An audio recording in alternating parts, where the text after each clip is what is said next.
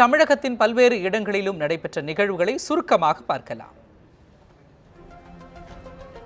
திருவண்ணாமலை மாவட்டம் ஆரணி அடுத்த மலையாம்பட்டு கிராமத்தில் உள்ள மீனாட்சி அம்மன் கோவில், பொன்னியம்மன் கோவில் உள்ளிட்ட 5 திருக்கோவில்களில் நடைபெற்ற குடமுழுக்கு விழாவில் ஏராளமான பக்தர்கள் சுவாமி தரிசனம் செய்தனர்.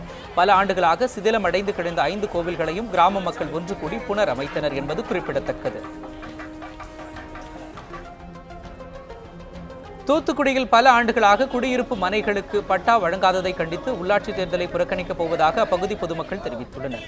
தூத்துக்குடி மாநகராட்சி 3வது வார்டு பகுதிக்குட்பட்ட ராஜீவ் நகர், பாக்கியலட்சுமி ஆகிய பகுதிகளில் 300க்கும் மேற்பட்ட குடும்பங்கள் வசித்து வருகின்றன. 18 ஆண்டுகளுக்கு மேலாக வசித்து வரும் இப்பகுதி மக்களுக்கு இதுவரை வீட்டுமனை பட்டா வழங்காததை கண்டித்து சிதம்பரம் நகர் பேருந்து நிறுத்தம் அருகில் தர்ணா போராட்டத்தில் ஈடுபட்டனர்.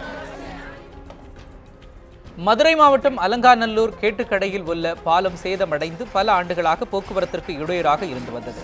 பொதுமக்களின் கோரிக்கையை ஏற்று 3 கோடி ரூபாய் மதிப்பில் புதிய பாலம் கட்டுவதற்கான பணிகள் சோழவந்தான் சட்டமன்ற உறுப்பினர் தலைமையில் பூமி பூஜையுடன் துவங்கியது.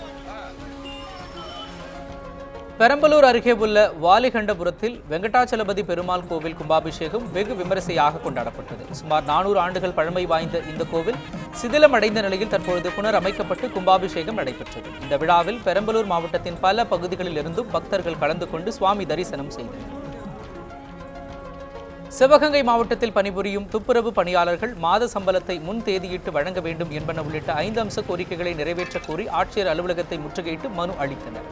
தங்களுக்கு அளிக்கப்படும் சம்பளத்தில் முறைகேடுகள் நடைபெறுவதாகவும் அவர்கள் குற்றம் சாட்டினர்.